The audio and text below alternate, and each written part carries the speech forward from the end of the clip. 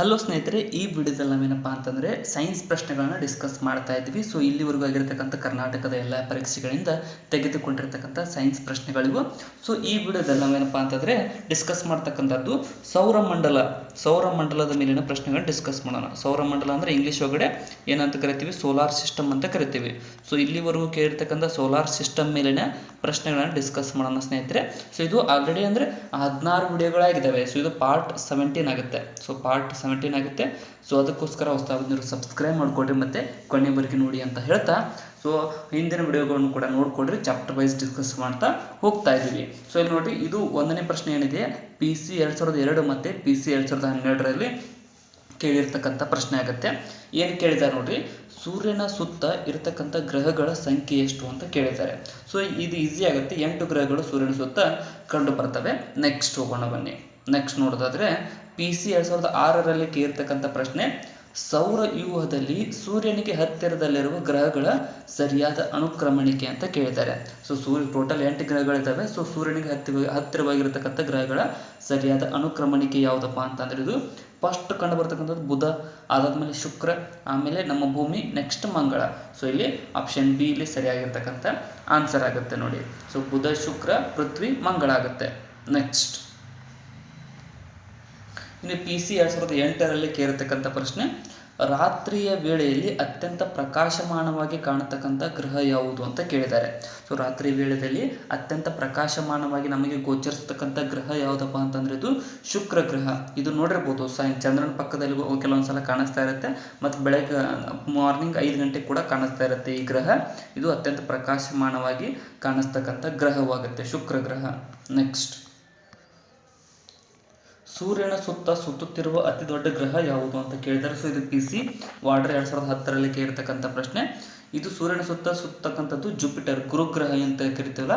So ಇದು ಸೂರ್ಯನ ಸುತ್ತುತ್ತಿರತಕ್ಕಂಥ ಅತ್ಯಂತ ದೊಡ್ಡ ಗ್ರಹವಾಗುತ್ತೆ. ನೆಕ್ಸ್ಟ್,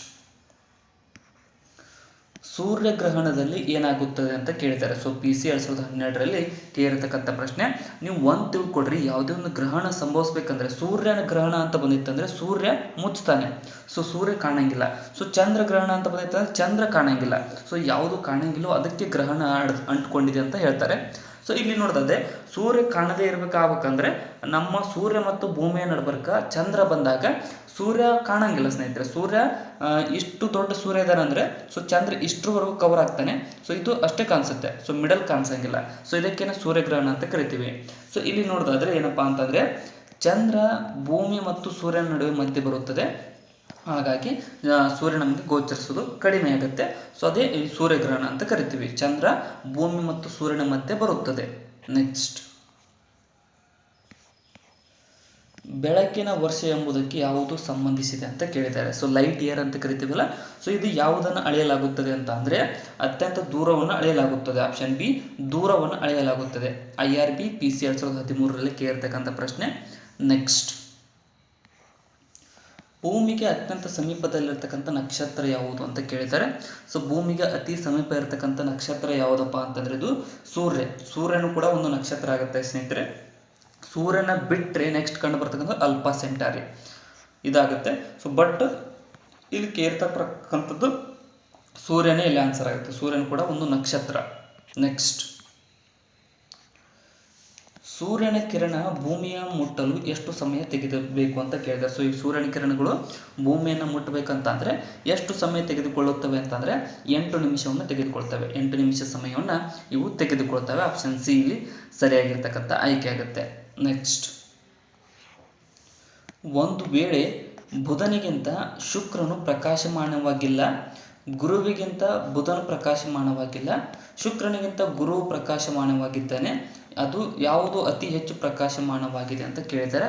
ಸೊ ಈ ಪ್ರಶ್ನೆ ನೋಡ್ರಿ, ಇದು ಲಾಜಿಕಲಿ ಕರೆಕ್ಟ್ ಇಲ್ಲ. ಬಟ್ ಏನಪ್ಪ ಅಂದರೆ ಈ ಪ್ರಶ್ನೆಯ ಪ್ರಕಾರ ಹೋದರೆ ಮೆಂಟಲ್ ಎಬಿಲಿಟಿ ಪ್ರಶ್ನೆ ಅಂತ ಕೂಡ ಕೇಳ್ಬೋದು. ಇದನ್ನು ಇಲ್ಲಿ ಗುರು ಆನ್ಸರ್ ಆಗುತ್ತೆ. ಇದರ ಪ್ರಕಾರ ಇದು ಮೆಂಟಲ್ ಎಬಿಲಿಟಿ ಪ್ರಶ್ನೆ ಆಗುತ್ತೆ ಸ್ನೇಹಿತರೆ. ಮೆಂಟಲ್ ಎಬಿಲಿಟಿ ಯಾಕಪ್ಪ ಅಂತಂದರೆ ಈ ಉಲ್ಟಾಪಟ್ಟ ಮಾಡಿಕೊಟ್ಟಿದ್ದಾರೆ. ಸೊ ಇದನ್ನು ಜಾಸ್ತಿ ಎಕ್ಸ್ಪ್ಲೈನ್ ಮಾಡೋಕ್ಕೆ ಹೋಗಂಗಿಲ್ಲ. ಬಟ್ ಏನಪ್ಪ ಅಂದರೆ ಸೈನ್ಸ್ ಪ್ರಶ್ನೆ ಅಲ್ಲ, ಇದು ಮೆಂಟಲ್ ಎಬಿಲಿಟಿ ಪ್ರಶ್ನೆ ಆಗುತ್ತೆ. ನೆಕ್ಸ್ಟ್, ನಕ್ಷತ್ರಗಳ ಬಣ್ಣವು ಕೆಳಗಿನ ಯಾವುದನ್ನು ಅವಲಂಬಿಸಿರುತ್ತದೆ ಅಂತ ಕೇಳಿದ್ದಾರೆ. ಸೊ PC KSISF 2017ರಲ್ಲಿ ಕೇಳಿರ್ತಕ್ಕಂಥ ಪ್ರಶ್ನೆ.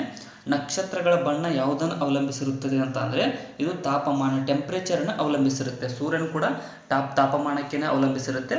ಸೊ ಅತಿ ಹೆಚ್ಚು ಟೆಂಪ್ರೇಚರ್ ಇದ್ದಾಗ ಕೆಂಪು ಕಂಡು ಬರುತ್ತೆ, ಸ್ವಲ್ಪ ಇದ್ದಾಗ ಸೊ ಎಲ್ಲೋ ಕಂಡು ಬರುತ್ತೆ, ಈ ರೀತಿಯಾಗಿ ಕಂಡು ಬರ್ತಕ್ಕಂಥದ್ದು. ನೆಕ್ಸ್ಟ್, ನಮ್ಮ ಸೌರವ್ಯೂಹವು ಇರುವ ಕ್ಷೀರಪಥದ ನಕ್ಷತ್ರ ಪುಂಜ ಅಂತ ಕರಿತೀವಿ, ಮಿಲ್ಕಿ ವೇ ಗ್ಯಾಲಕ್ಸಿಯ ಆಕಾರವೇನು ಅಂತ ಕೇಳಿದ್ದಾರೆ. ಸೊ ಇದರದ್ದು ಆಕಾರ ಯಾವ ರೀತಿಯಾಗಿದೆ ಅಂತ ಅಂದರೆ ಇದು ಸುರುಳಿ ಆಕಾರ, ಇಂಗ್ಲೀಷ್ ಒಳಗಡೆ ಸ್ಪೈರಲ್ ಅಂತ ಕರಿತೀವಿ. ಸ್ಪೈರಲ್ ಆಕಾರದಲ್ಲಿ ನಮ್ಮ ಇದು ಕ್ಷೀರಪಥ ಅಥವಾ ಮಿಲ್ಕಿ ವೇ ಗ್ಯಾಲಕ್ಸಿ ಕಂಡು ಬರ್ತಕ್ಕಂಥ ಸಿವಿಲ್ PC 2021ರಲ್ಲಿ ಕೇಳಿರ್ತಕ್ಕಂಥ ಪ್ರಶ್ನೆ. ನೆಕ್ಸ್ಟ್, ಪೃಥ್ವಿಯು ಸೂರ್ಯನಿಂದ ಅತಿ ಹೆಚ್ಚು ದೂರ ಈ ದಿನಾಂಕದಂದು ಬರುತ್ತದೆ ಅಂತ ಕೇಳಿದ್ದಾರೆ. ಅಂದರೆ ಪೃಥ್ವಿಯು ಸೂರ್ಯನಿಂದ ಅತಿ ಹೆಚ್ಚು ದೂರ, ಉಚ್ಚ ಸ್ಥಾನ ಅಂತ ಕರಿತೀವಿ. ಸೊ ಉಚ್ಚ ಸ್ಥಾನದಲ್ಲಿ ಕಂಡು ಬರ್ತಕ್ಕಂಥದ್ದು ಯಾವ ದಿನಾಂಕದಂದು ಅಂತಂದರೆ ಜುಲೈ 4ರಂದು ಸೂರ್ಯನಿಂದ ಭೂಮಿ ಅತಿ ದೂರದಲ್ಲಿ ಕಂಡು ಬರತಕ್ಕಂಥದ್ದು. ನೆಕ್ಸ್ಟ್, PSI 2008ರಲ್ಲಿ ಕೇಳಿರ್ತಕ್ಕಂಥ ಪ್ರಶ್ನೆ ಇದು. ಇನ್ನು ಭಾರತದ ಯಾವ ಭಾಗದಲ್ಲಿ ಸೂರ್ಯ ಮೊದಲು ಗೋಚರಿಸುತ್ತಾನೆ ಅಂತ ಕೇಳಿದ್ದಾರೆ. ಸೊ ಪೂರ್ವಕ್ಕಿರ್ತಕ್ಕಂಥ ರಾಜ್ಯ ಅರುಣಾಚಲ ಪ್ರದೇಶ ಆಗುತ್ತೆ. ಅರುಣಾಚಲ ಪ್ರದೇಶದ ಎಲ್ಲಪ್ಪ ಅಂತಂದರೆ ಇದು ಇಟಾನಗರದಲ್ಲಿ ಸೂರ್ಯ ಮೊದಲು ಕಂಡು ಬರ್ತಾನೆ. ಆಪ್ಷನ್ B ಇಲ್ಲಿ ಸರಿಯಾಗಿರ್ತಕ್ಕಂಥ ಆಯ್ಕೆ ಆಗುತ್ತೆ. ನೆಕ್ಸ್ಟ್, ರಾತ್ರಿಯಲ್ಲಿ ಅತಿ ಪ್ರಕಾಶಮಾನವಾದ ನಕ್ಷತ್ರ ಯಾವುದು ಅಂತ ಕೇಳಿದ್ದಾರೆ. ಸೊ ನಕ್ಷತ್ರ ಕೇಳಿದ್ದು ರಾತ್ರಿ ಒಳಗಡೆ ಅಂದರೆ ಸೂರ್ಯನನ್ನು ಬಿಟ್ಟು ಯಾವುದು ಅಂತ ಅಂದರೆ ಇದು ಸಿರಿಯಸ್ ನಕ್ಷತ್ರ ಇದೆಲ್ಲ ರಾತ್ರಿ ವೇಳೆಯಲ್ಲಿ ಅತಿ ಹೆಚ್ಚು ಪ್ರಕಾಶಮಾನವಾಗಿ ಕಾಣ್ತಕ್ಕಂಥ ನಕ್ಷತ್ರ ಆಗುತ್ತೆ. ಇದು ಎಕ್ಸೈಸ್ ಸಬ್ ಇನ್ಸ್ಪೆಕ್ಟರ್ 2002ರಲ್ಲಿ ಕೇಳಿರ್ತಕ್ಕಂಥ ಪ್ರಶ್ನೆ ಆಗುತ್ತೆ. ನೆಕ್ಸ್ಟ್, ನಮ್ಮ ಗ್ಯಾಲಕ್ಸಿಯ ಹೆಸರೇನು ಅಂತ ಕೇಳಿದರೆ ಸೊ ಇದು ಮಿಲ್ಕಿ ವೇ ಗ್ಯಾಲಕ್ಸಿ ಆಗುತ್ತೆ. ನೆಕ್ಸ್ಟ್, ಕಪ್ಪು ರಂಧ್ರ ಬಾಹ್ಯಾಕಾಶದಲ್ಲಿ ಡ್ಯಾಶ್ ಇದೆ ಅಂತ ಕೇಳ್ತಾರೆ. ಸೊ ಬ್ಲ್ಯಾಕ್ ಹೋಲ್ ಅಂತ ಕರಿತೀವಿ. ಬ್ಲ್ಯಾಕ್ ಹೋಲ್ ಏನಪ್ಪ ಅಂತಂದರೆ ಇದೊಂದು ಏನಪ್ಪ ಅಂದರೆ ಬೃಹತ್ ಕುಸಿತದ ನಕ್ಷತ್ರ ಅಂತ ಕರಿತೀವಿ. ಅಂದರೆ ನಕ್ಷತ್ರಗಳು ಕುಸಿತ ಆಗ್ತಾ ಇದ್ದಾವೆ ಬ್ಲ್ಯಾಕ್ ಹೋಲ್ನಲ್ಲಿ. ಸೊ ಅದಕ್ಕೆ ಕಪ್ಪು ರಂಧ್ರ ಅಂತ ಕರಿತೀವಿ. ಆಪ್ಷನ್ B ಇಲ್ಲಿ ಸರಿಯಾಗಿರ್ತಕ್ಕಂಥ ಆಯ್ಕೆ ಆಗುತ್ತೆ. ನೆಕ್ಸ್ಟ್, ಪ್ರಕಾಶ ವರ್ಷವು ಯಾವುದನ್ನು ಅಳೆಯಲು ಬಳಸಲಾಗುತ್ತದೆ ಅಂತ ಕೇಳಿದರೆ ಸೊ ಪ್ರಕಾಶ ವರ್ಷ ಅಥವಾ ಇದನ್ನು ಏನಂತ ಕರೀತೀವಿ ಜ್ಯೋತಿರ್ವರ್ಷ ಅಂತ ಕೂಡ ಕರಿತೀವಿ. ಸೊ ಇದು ಯಾವುದಕ್ಕಂತ ಅಂದರೆ ದೂರವನ್ನು ಅಳೆಯಲು ಬಳಸಲಾಗುತ್ತೆ, ಲೈಟ್ ಇಯರ್. ನೆಕ್ಸ್ಟ್, ಕೆಳಗಿನ ಯಾವ ಸಂಗತಿಗಳು ಆರ್ಯಭಟನಿಗೆ ತಿಳಿದಿತ್ತು ಅಂತ ಕೇಳಿದ್ದಾರೆ. ಸೊ ಆರ್ಯಭಟನಿಗೆ ಗೊತ್ತಿರ್ತಕ್ಕಂಥ ಸಂಗತಿಗಳು ಯಾವುವು ಅಂತ ಅಂದರೆ ಮೊದಲನೇದಾಗಿ ಭೂಮಿಯು ಸೂರ್ಯನ ಸುತ್ತ ಸುತ್ತುತ್ತಿತ್ತು ಅನ್ನೋದು ಅವನಿಗೆ ಗೊತ್ತಿತ್ತು, ಸರಿಯಾಗಿದೆ. ಇನ್ನು ಎರಡನೇದ್ದು ಸೂರ್ಯ ಮತ್ತು ಚಂದ್ರಗ್ರಹಣಕ್ಕೆ ಕಾರಣಗಳು ಕೂಡ ಆರ್ಯಭಟರಿಗೆ ಗೊತ್ತಿತ್ತು, ಇದು ಕೂಡ ಸರಿಯಾಗಿದೆ. ಇನ್ನು ನಕ್ಷತ್ರಗಳು ಸೂರ್ಯನ ಬೆಳಕನ್ನು ಪ್ರತಿಫಲಿಸುತ್ತವೆ ಅನ್ನೋದು ಗೊತ್ತಿರಲಿಲ್ಲ, ನಕ್ಷತ್ರಗಳು ಪ್ರತಿಫಲಿಸ್ತವೆ ಅಂತ ಗೊತ್ತಿರಲಿಲ್ಲ. ಬಟ್ ಏನಪ್ಪ ಅಂತಂದರೆ ಅದು ತಪ್ಪೈತಿ. ಸೊ ಅದಕ್ಕೋಸ್ಕರ ತಪ್ಪು ಹೇಳಿಕೆ ಅವ್ರಿಗೆ ಗೊತ್ತಿರಲಿಲ್ಲ. ಇನ್ನು ಗ್ರಹಗಳು ಸೂರ್ಯನ ಸುತ್ತ ದೀರ್ಘವೃತ್ತೀಯ ಪಥದಲ್ಲಿ ಚಲಿಸುತ್ತವೆ ಅನ್ನೋದು ಕೂಡ ಅವ್ರಿಗೆ ಗೊತ್ತಿತ್ತು. ಸೊ A, B ಮತ್ತು 4 ಇಲ್ಲಿ 3 ಸರಿಯಾಗ್ತವೆ. ಆಪ್ಷನ್ D ಸರಿಯಾದಂಥ ಆಯ್ಕೆ ಆಗುತ್ತೆ. ನೆಕ್ಸ್ಟ್, ಭೂಮಿಯ ಮೇಲಿನ ಒಂದು ನಿರ್ದಿಷ್ಟ ಸ್ಥಳದಿಂದ ನಾವು ಸೂರ್ಯಗ್ರಹಣಕ್ಕಿಂತ ಚಂದ್ರಗ್ರಹಣಗಳನ್ನು ಹೆಚ್ಚು ಸಂಖ್ಯೆಯಲ್ಲಿ ಕಾಣುತ್ತೇವೆ, ಇದಕ್ಕೆ ಕಾರಣವೇನು ಅಂತ ಕೇಳಿದರೆ ಅಂದರೆ ಸೂರ್ಯಗ್ರಹಣಕ್ಕಿಂತ ಹೆಚ್ಚಿಗೆ ನಾವು ಚಂದ್ರಗ್ರಹಣವನ್ನು ಕಾಣ್ತೀವಿ. ಸೊ ನೀವು ನೋಡಿರ್ಬೋದು ಕ್ಯಾಲೆಂಡರ್ನಲ್ಲಿ ಕೂಡ ನೋಡ್ರಿ. ಸೊ ಇದಕ್ಕೆ AS 2012ರಲ್ಲಿ ಕೇಳಿರ್ತಕ್ಕಂಥ ಪ್ರಶ್ನೆ. ಇದಕ್ಕೆ ಕಾರಣವೇನು ಅಂತ ಕೇಳ್ತಾರೆ. ಸೊ ಯಾಕಪ್ಪ ಅಂತಂದರೆ ಎಲ್ಲ ಚಂದ್ರಗ್ರಹಣಗಳು ಗೋಳಾರ್ಧದಾದ್ಯಂತ ಕಂಡು ಬರುತ್ತವೆ, ಆದರೆ ಎಲ್ಲ ಸೂರ್ಯಗ್ರಹಣಗಳು ಹೀಗೆ ಕಾಣುವುದಿಲ್ಲ. ಅಂದರೆ ಅರ್ಧ ಗೋಳಾರ್ಧ ಐತೆ. ಸೊ ಇಲ್ಲಿ ಏನಪ್ಪ ಅಂದರೆ ಇಲ್ಲಿ ಎಲ್ಲ ಚಂದ್ರ ಗೋಳಾರ್ಧಗಳು ಕಂಡು ಬರ್ತವೆ, ಇಲ್ಲಿ ಆಗಲಿ. ಬಟ್ ಏನಪ್ಪ ಅಂತಂದರೆ ಸೂರ್ಯಗ್ರಹಣಗಳು ಎಲ್ಲ ಕಡೆ ಕಂಡು ಬರೋಂಗಿಲ್ಲ, ಕೆಲವೊಂದು ಕಡೆ ಮಾತ್ರ ಕಂಡು ಬರ್ತವೆ. ಸೊ ಅದಕ್ಕೋಸ್ಕರನೇ ನಾವು ಒಂದೇ ಸ್ಥಳದಲ್ಲಿ ನಿಂತಿದ್ರೆ ಅಂದರೆ ಇದೇ ಸ್ಥಳದಲ್ಲಿ ಡೌನ್ ಇದೆ ಅಂದ್ಕೊಳ್ರಿ. ಸೊ ಇದೇ ಸ್ಥಳದಲ್ಲಿ ನಿಂತಿದ್ರೆ ನಮಗೆ ಚಂದ್ರಗ್ರಹಣಗಳು ಜಾಸ್ತಿ ಕಂಡು ಬರ್ತವೆ. ಸೊ ಸೂರ್ಯನ ಗ್ರಹಣಗಳು ಆದರೂ ಕೂಡ ನಮಗೆ ಕಂಡು ಬರೋಂಗಿಲ್ಲ ಕೆಲವೊಂದಿಷ್ಟು. ಸೊ ಅದಕ್ಕೋಸ್ಕರನೇ ಏನಪ್ಪ ಅಂದರೆ ಚಂದ್ರಗ್ರಹಣಗಳು ಜಾಸ್ತಿ ಇದ್ದಂತೆ ಕಾಣಿಸುತ್ತವೆ. ನೆಕ್ಸ್ಟ್, ಒಂದು ವರ್ಷದಲ್ಲಿ ಗರಿಷ್ಠವಾಗಿ ಸಂಭವಿಸಬಹುದಾದ ಗ್ರಹಣಗಳ ಸಂಖ್ಯೆ ಎಷ್ಟು ಅಂತ ಕೇಳಿದರೆ ಸೊ ಗರಿಷ್ಠವಾಗಿ ಎರಡನ್ನು ಹಿಡ್ಕೊಂಡು ಎಷ್ಟಪ್ಪ ಅಂದರೆ 7 ಗ್ರಹಣಗಳು ಸಂಭವಿಸಬಹುದಾಗಿದೆ. ಸೊ ಒಂದು ವರ್ಷದಲ್ಲಿ 7 ಗ್ರಹಣಗಳನ್ನು ನಾವು ಕಂಡುಹಿಡಬಹುದು ಅಥವಾ ನೋಡಬಹುದು, ಸೂರ್ಯ ಹಾಗೂ ಚಂದ್ರರನ್ನು ಹಿಡಿದು ಇಲ್ಲಿ. ನೆಕ್ಸ್ಟ್, FD 1997ರಲ್ಲಿ ಕೇಳ್ತಕ್ಕಂಥ ಪ್ರಶ್ನೆ. ನೆಕ್ಸ್ಟ್, ಸೊ ಪಟ್ಟಿ 1 ಮತ್ತು ಪಟ್ಟಿ 2 ಹೊಂದಿಸಿ ಬರೀರಿ ಅಂತ ಕೇಳಿದ್ದಾರೆ. ಸೊ ಇಲ್ಲಿ ನೋಡ್ರಿ, ಹೊಂದಿಸಿ ಬರೆದಾಗ ನೋಡ್ರಿ ಏನಾಗುತ್ತೆ, ಪಟ್ಟಿ ಒಂದು ವಿಶೇಷ ಗುಣಲಕ್ಷಣಗಳನ್ನು ಕೊಟ್ಟಿದ್ದಾರೆ. ಸೊ ಇದು ಗ್ರಹಗಳ ಹೆಸರನ್ನು ಕೊಟ್ಟಿದ್ದಾರೆ.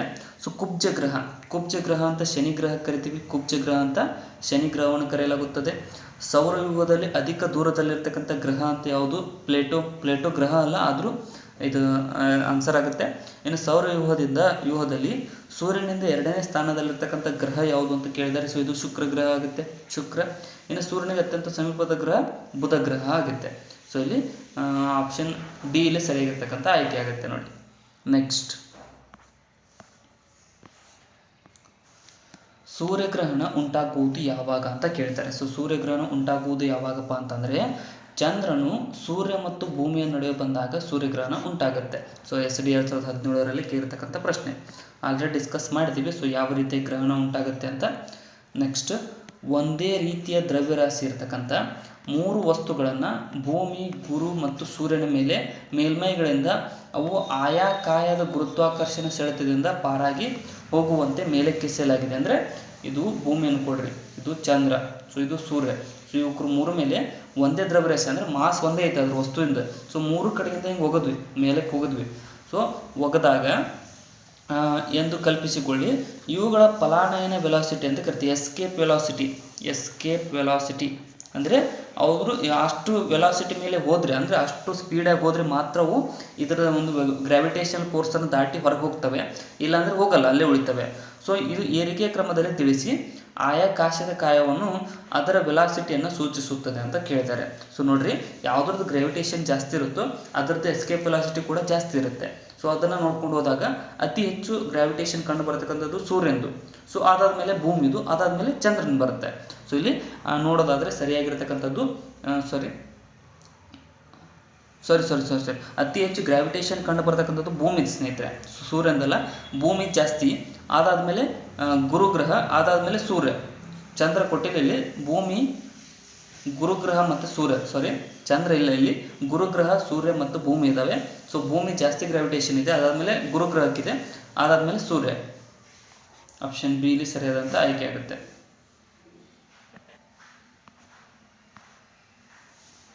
ಗ್ರಹವೊಂದು ಸೂರ್ಯನಿಗೆ ಸಮೀಪವಿದ್ದಾಗ ಆ ಸ್ಥಾನವನ್ನು ಹೀಗೆಂದು ಕರೆಯುತ್ತಾರೆ ಅಂತ ಕೇಳಿದ್ದಾರೆ. ಸೊ ಯಾವುದೇ ಒಂದು ಗ್ರಹ ಸೂರ್ಯನಿಗೆ ಸಮೀಪ ಇದ್ದಾಗ ಇದನ್ನು ಏನಂತ ಕರೀತಾರೆ ಅಂದರೆ ನೀಚ ಸ್ಥಾನ ಅಂತ ಕರಿತೇವೆ.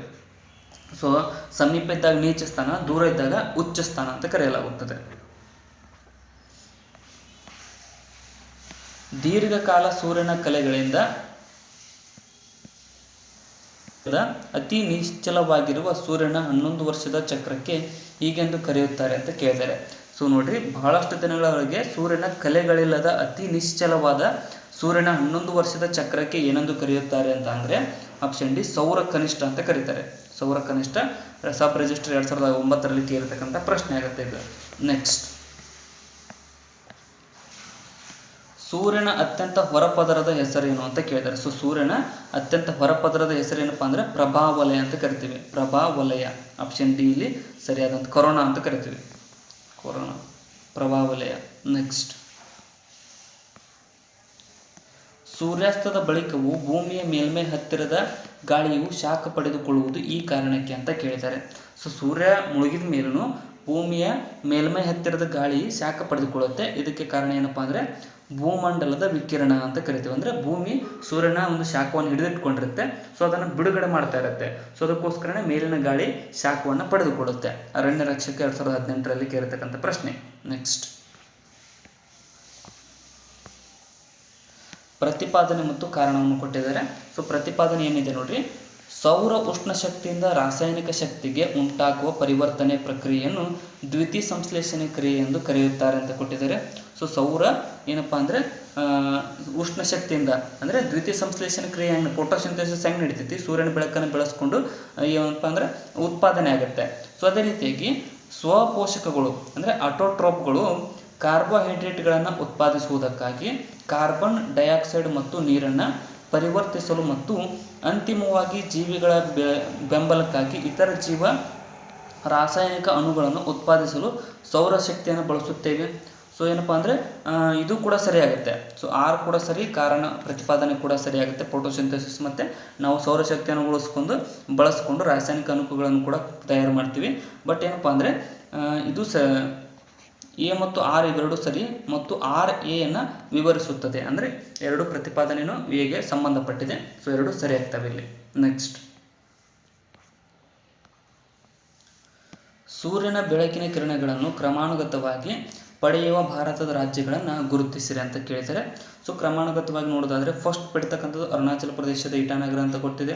ಸೊ ಅದಾದಮೇಲೆ ಮೇಘಾಲಯ ಪಡೆಯುತ್ತೆ, ಅದಾದಮೇಲೆ ಸಿಕ್ಕಿಂ, ಬಿಹಾರ, ರಾಜಸ್ಥಾನ್. ಇಲ್ಲಿ ಆಪ್ಷನ್ ಬಿ ಸರಿಯಾಗಿರ್ತಕ್ಕಂಥ ಆಯ್ಕೆ ಆಗುತ್ತೆ. ಸೂರ್ಯನ ಶೇಕಡ 90ರಷ್ಟು ದ್ರವ್ಯರಾಶಿ ಯಾವುದನ್ನು ಒಳಗೊಂಡಿದೆ ಅಂತ ಕೇಳಿದರೆ, ಸೊ ಸೂರ್ಯನ 90ರಷ್ಟು ದ್ರವ್ಯರಾಶಿ ಒಳಗೊಂಡಿರ್ತಕ್ಕಂಥದ್ದು ಜಲಜನಕ. ಹೈಡ್ರೋಜನ್ ಪ್ಲಸ್ ಹೈಡ್ರೋಜನ್ ಕೂಡಿ ಹೀಲಿಯಂ ಆಗುತ್ತೆ. ಸೊ ಸಮ್ಮಿಲನದಿಂದ ಶಾಖ ಉತ್ಪಾದನೆ ಆಗುತ್ತೆ. ನೆಕ್ಸ್ಟ್, ಈ ಕೆಳಗಿನ ಹೇಳಿಕೆಗಳನ್ನು ಗಮನಿಸಿ ಮತ್ತು ಕೆಳಕಂಡ ಸಂಕೇತಗಳ ಸಹಾಯದಿಂದ ಸರಿಯಾದ ಉತ್ತರವನ್ನು ಆಯ್ಕೆ ಮಾಡಿ ಅಂತ ಕೇಳಿದ್ದಾರೆ. ಸೊ ಇಲ್ಲಿ ನೋಡಿ, ಏನು ಹೇಳುತ್ತೆ, ಸೂರ್ಯನ ಸುತ್ತಲಿನ ಕಕ್ಷಾಪಥದಲ್ಲಿ ಮಂಗಳ ಗ್ರಹವು ಚಲಿಸಲು ಭೂಮಿಯು ತೆಗೆದುಕೊಳ್ಳುವ ಅವಧಿಗಿಂತ ಕಡಿಮೆ ಸಮಯವನ್ನು ತೆಗೆದುಕೊಳ್ಳುತ್ತಿದೆ. ತಪ್ಪು. ಭೂಮಿನ ಕಡಿಮೆ ಸಮಯ ತೆಗೆದುಕೊಳ್ಳುತ್ತೆ ಮಂಗಳ ಗ್ರಹಕ್ಕೆ ಕಂಪೇರ್ ಮಾಡಿದರೆ. ಸೊ ಅದಕ್ಕೋಸ್ಕರ ಒಂದೇ ತಪ್ಪಾಗುತ್ತೆ. ಇನ್ನು ಮಂಗಳ ಗ್ರಹದ ವ್ಯಾಸವು ಭೂಮಿಯ ವ್ಯಾಸಕ್ಕಿಂತ ಕಡಿಮೆ ಇದೆ, ಇದು ಸರಿ. ಸೊ ಮಂಗಳ ಗ್ರಹ ಭೂಮಿಗಿಂತ ಚಿಕ್ಕದಿದೆ, ಬಟ್ ಏನಪ್ಪ ಅಂದರೆ ಕಡಿಮೆ ಸಮಯ ಭೂಮಿನ ತೆಗೆದುಕೊಳ್ಳುತ್ತೆ. ಸೊ ಪ್ರತಿಪಾದನೆ ಎ ತಪ್ಪು, ಆರ್ ಸರಿ. ಇಲ್ಲಿ ಆಪ್ಷನ್ ಡಿ ಇಲ್ಲಿ ಸರಿಯಾದಂಥ ಆಯ್ಕೆ ಆಗುತ್ತೆ. ಎ ತಪ್ಪು, ಆರ್ ಸರಿಯಾಗಿದೆ. ನೆಕ್ಸ್ಟ್, ಭೂಮಿ ಸೂರ್ಯನಿಂದ ಕನಿಷ್ಠ ದೂರದಲ್ಲಿರ್ತಕ್ಕಂಥ ದಿನ ಯಾವುದು ಅಂತ ಕೇಳಿದ್ದಾರೆ. ಸೊ ಯಾವ ದಿನ ಅಂತಂದರೆ ಜನವರಿ 3ರಂದು ಭೂಮಿಯು ಸೂರ್ಯನಿಂದ ಕನಿಷ್ಠ ದೂರದಲ್ಲಿರುತ್ತೆ. ಸೊ ಅಂದರೆ ನೀಚ ಸ್ಥಾನ ನೆನ್ಪಿಟ್ಕೊಳ್ರಿ. ನೀಚ ಸ್ಥಾನ ಜನವರಿ 3. ಸೊ ಅದೇ ರೀತಿ ಉಚ್ಚ ಸ್ಥಾನ ಅಂತ ಬಂದಾಗ ಇದು ಜುಲೈ 4. ನೆನ್ಪಿಟ್ಕೊಳ್ರಿ, ಜುಲೈ 4. ಜನವರಿ 3 ಮತ್ತು ಜುಲೈ 4 ಎರಡು ಡೇಟ್ಗಳನ್ನು ನೆನ್ಪಿಟ್ಕೊಳ್ರಿ. ನೆಕ್ಸ್ಟ್, ಸೌರಮಂಡಲದಲ್ಲಿನ ಎರಡನೇ ದೊಡ್ಡ ಗ್ರಹದ ದ್ರವ್ಯ ಸಾಂದ್ರತೆ ಎಷ್ಟು ಅಂತ ಕೇಳಿದರೆ, ಸೌರಮಂಡಲದಲ್ಲಿನ ಎರಡನೇ ದೊಡ್ಡ ಗ್ರಹ ಅಂತ ಬಂದರೆ ಯಾವುದಪ್ಪ ದೊಡ್ಡ ಗ್ರಹದ ಸಾಂದ್ರತೆ ಏನಾಗಿದೆ ಅಂತ ಕೇಳಿದರೆ, ಸೊ ಏನಾಗಿದೆಯಪ್ಪ ಅಂತಂದರೆ ಇದು ಆಪ್ಷನ್ ತುಂಬ ಕಡಿಮೆ ಇದೆ. ಸೊ ಎರಡನೇ ದೊಡ್ಡ ಗ್ರಹ ಅಂತಂದರೆ ಇದು ಶನಿ ಗ್ರಹ ಆಗುತ್ತೆ. ಶನಿ ಗ್ರಹ ಏನಪ್ಪ ಸ್ಯಾಟರ್ನ್ ಅಂತ ಕರಿತೀವಲ್ಲ, ಅದರದ್ದು ಸಾಂದ್ರತೆ ತುಂಬ ಕಡಿಮೆ ಇದೆ ಸ್ನೇಹಿತರೆ. ಸೊ ಅದಕ್ಕೋಸ್ಕರನೇ ಇಲ್ಲಿ ತುಂಬ ಕಡಿಮೆ ಇದೆ ಅಂತ ಆನ್ಸರ್ ಆಗುತ್ತೆ. ಸೂರ್ಯನಂತಹ ಒಂದು ನಕ್ಷತ್ರವು ಅಂತಿಮವಾಗಿ ತಲುಪುವ ಸ್ಥಿತಿ ಯಾವುದು ಅಂತ ಕೇಳಿದರೆ, ಸೊ ನಕ್ಷತ್ರ ನೋಡ್ರಿ ಲಾಸ್ಟಿಗೆ ಏನಾಗುತ್ತೆ ಅಂದರೆ ಏನಪ್ಪ ಅಂದರೆ ಡಾರ್ಫ್ ಆಗುತ್ತೆ. ಸೊ ಡಾರ್ಫ್ ಅಂತ ಅಂದರೆ ವೈಟ್ ಡಾರ್ಫ್, ಶ್ವೇತ ಕುಬ್ಜ ಗ್ರಹವಾಗಿ ಅದು ಪರಿಣಾಮವಾಗುತ್ತೆ. ಸೊ ಸೂರ್ಯ ಈಗ ನಮ್ಮ ಸೂರ್ಯ ನೋಡ್ಬೋದು, ಇದು ಪ್ರಾಬಲ್ಯವಾಗಿದೆ. ಸೊ ನಕ್ಷತ್ರ ಯಾವುದೇ ಇರಲಿ ಸ್ವಲ್ಪ ಈ ರೀತಿಯಾಗಿ ಫೇಸಸ್ಸನ್ನು ಮುಗಿಸ್ತಾ ಹೋಗುತ್ತೆ ಅದು. ಸೊ ಲಾಸ್ಟಿಗೆ ವೈಟ್ ಡಾರ್ಫ್ ಆಗಿ ಇದಾಗುತ್ತೆ. KAS 2008ರಲ್ಲಿ ಕೇಳಿರ್ತಕ್ಕಂಥ ಪ್ರಶ್ನೆ ಇದು. ನೆಕ್ಸ್ಟ್, ಪ್ರತಿ ಪ್ರಶ್ನೆಗೆ 1 ಮತ್ತು 2 ಹೇಳಿಕೆಗಳನ್ನು ಕೊಡಲಾಗಿದೆ. ಈ ಕೆಳಗಿನ ಸೂತ್ರಗಳನ್ನು ಉಪಯೋಗಿಸಿ ಸರಿಯಾದ ಹೇಳಿಕೆಯನ್ನು ಆಯ್ಕೆ ಮಾಡಿ ಅಂತ ಕೇಳಿದ್ದಾರೆ. ಸೊ ಇಲ್ಲಿ ನೋಡ್ರಿ, ಮೊದಲನೇದೇನಿದೆ, ಸೌರಮಂಡಲದಲ್ಲಿ ಭೂಮಿಯು ಸೂರ್ಯನಿಗಿಂತ ಅತಿ ಹತ್ತಿರವಿರುವ ಗ್ರಹ ಅಂತ ಕೊಟ್ಟಿದ್ರೆ ಇದು ತಪ್ಪು. ಸೊ ಏನಪ್ಪ ಅಂದರೆ ಸೌರಮಂಡಲದಲ್ಲಿ ಭೂಮಿಯು ಸೂರ್ಯನಿಗಿಂತ ಅತಿ ಹತ್ತಿರ ಇರತಕ್ಕಂಥ ಗ್ರಹ ಅಂತ ಕೊಟ್ಟಿದ್ರೆ ಇದು ತಪ್ಪಾಗುತ್ತೆ. ಇನ್ನು ಚಂದ್ರನಿಗೆ ತನ್ನದೇ ಆದ ಬೆಳಕು ಇರುವುದಿಲ್ಲ. ಸೊ ಇದು ಸರಿಯಾಗಿದೆ, ಚಂದ್ರನಿಗೆ ತನ್ನದೇ ಆದ ಬೆಳಕು ಇರೋಂಗಿಲ್ಲ. ಸೊ 2 ಮಾತ್ರ ಸರಿಯಾಗುತ್ತೆ. ಆಪ್ಷನ್ ಬಿ ಸರಿಯಾಗುತ್ತೆ. ನೆಕ್ಸ್ಟ್ ಅಂದರೆ ಹೇಳಿಕೆ 2 ಮಾತ್ರ ಸರಿ, ಆಪ್ಷನ್ ಬಿ. ನೆಕ್ಸ್ಟ್,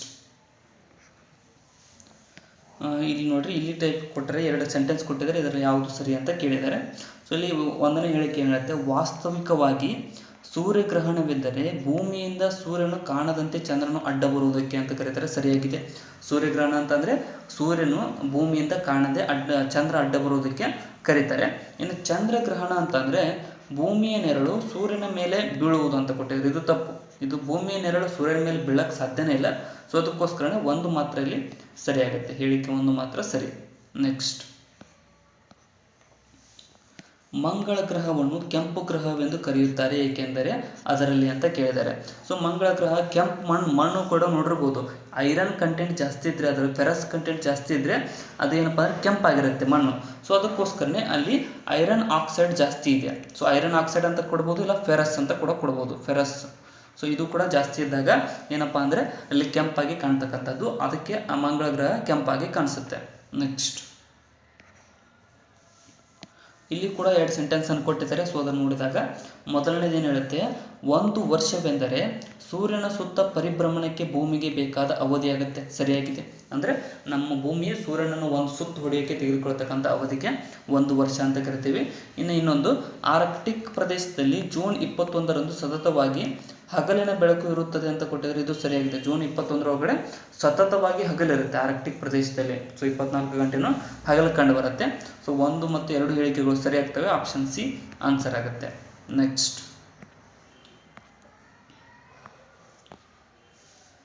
ಸೂರ್ಯನ ತಾಪಮಾನವನ್ನು ಸರಿಸುಮಾರಿಗೆ ಎಷ್ಟೆಂದು ಅಂದಾಜಿಸಲಾಗಿದೆ ಅಂತ ಕೇಳ್ತಾರೆ. ಸೊ ಸೂರ್ಯ ತಾಪಮಾನವನ್ನು ಸರಿಸುಮಾರು ಎಷ್ಟೆಂದು ಅಂದಾಜಿಸಲಾಗಿದೆ ಅಂದರೆ 6000 ಡಿಗ್ರಿ ಫ್ಯಾರನೈಟ್ವರೆಗೆ ಅಂದಾಜಿಸಲಾಗಿದೆ. 6000 ಡಿಗ್ರಿ ಫ್ಯಾರನೈಟ್. ಆಪ್ಷನ್ ಬಿ ಇಲ್ಲಿ ಸರಿಯಾಗಿರ್ತಕ್ಕಂಥ ಆಯ್ಕೆ ಆಗುತ್ತೆ. ನೆಕ್ಸ್ಟ್, ಸೂರ್ಯಗ್ರಹಣವು ಸಂಭವಿಸುವ ಸಮಯದಲ್ಲಿ ಅಂತ ಕೇಳಿದರೆ, ಸೊ ಸೂರ್ಯಗ್ರಹಣ ಸಂಭವಿಸ್ತಕ್ಕಂಥ ಸಮಯದಲ್ಲಿ ಏನಪ್ಪ ಅಂತಂದರೆ ಚಂದ್ರನು ಸೂರ್ಯ ಹಾಗೂ ಭೂಮಿಯ ಮಧ್ಯೆ ಬರುತ್ತದೆ. ಸೊ ಆಪ್ಷನ್ ಸಿ ಇಲ್ಲಿ ಸರಿಯಾಗುತ್ತೆ. ಚಂದ್ರ ಸೂರ್ಯ ಮತ್ತು ಭೂಮಿಯ ಮಧ್ಯೆ ಕಂಡು ಬರುತ್ತದೆ. ಆಪ್ಷನ್ ಸಿ ಆನ್ಸರ್ ಆಗುತ್ತೆ. ನೆಕ್ಸ್ಟ್, ಸೂರ್ಯನಲ್ಲಿರುವ ಅನಿಲಗಳು ಯಾವುವು ಅಂತ ಕೇಳಿದರೆ, ಸೊ ಸೂರ್ಯನಲ್ಲಿರ್ತಕ್ಕಂಥದ್ದು ಜಲಜನಕ ಮತ್ತು ಹೀಲಿಯಂ ಅನಿಲಗಳು ಕಂಡು ಬರ್ತವೆ. ಆಪ್ಷನ್ ಎ ಇಲ್ಲಿ ಸರಿಯಾದಂಥ ಆಯ್ಕೆ ಆಗುತ್ತೆ. ನೆಕ್ಸ್ಟ್, ಸೂರ್ಯನ ಮೇಲ್ಮೈ ಮೇಲಿನ ಸೌರಕಲೆಗಳು ಯಾವುವು ಅಂತ ಕೇಳಿದರೆ, ಸೊ ಇದೇನಪ್ಪ ಅಂದರೆ ಹೆಚ್ಚು ಕಾಂತಕ್ಷೇತ್ರಗಳ ವಲಯಗಳಾಗಿರುತ್ತವೆ. ಸೌರದ ಮೇಲಿನ ಮೇಲ್ಮೈ ಸೌರಕಲೆಗಳು ಹೆಚ್ಚು ಕಾಂತಕ್ಷೇತ್ರಗಳ ವಲಯಗಳು. ಆಪ್ಷನ್ ಬಿ ಇಲ್ಲಿ ಸರಿಯಾದಂಥ ಆಯ್ಕೆ ಆಗುತ್ತೆ. ಸೌರ ಪ್ರಭಾವಲಯದಲ್ಲಿ ಮುಖ್ಯವಾಗಿ ಇರುವಂತಹ ಅಂಶ ಯಾವುದು ಅಂತ ಕೇಳಿದರೆ, ಸೊ ಮುಖ್ಯವಾಗಿ ಕಂಡುಬರ್ತಕ್ಕಂಥದ್ದು ಕರಗಿದ ಲಾವಾ, ಮಾಲ್ಟನ್ ಲಾವಾ ಕಂಡುಬರುತ್ತೆ. ACF 2006ರಲ್ಲಿ ಕೇಳಿರ್ತಕ್ಕಂಥ ಪ್ರಶ್ನೆ, ಸೂರ್ಯನ ಪ್ರಭಾವಲಯದಲ್ಲಿ ಕಂಡುಬರ್ತಕ್ಕಂಥ ಮಾಲ್ಟನ್ ಲಾವಾ.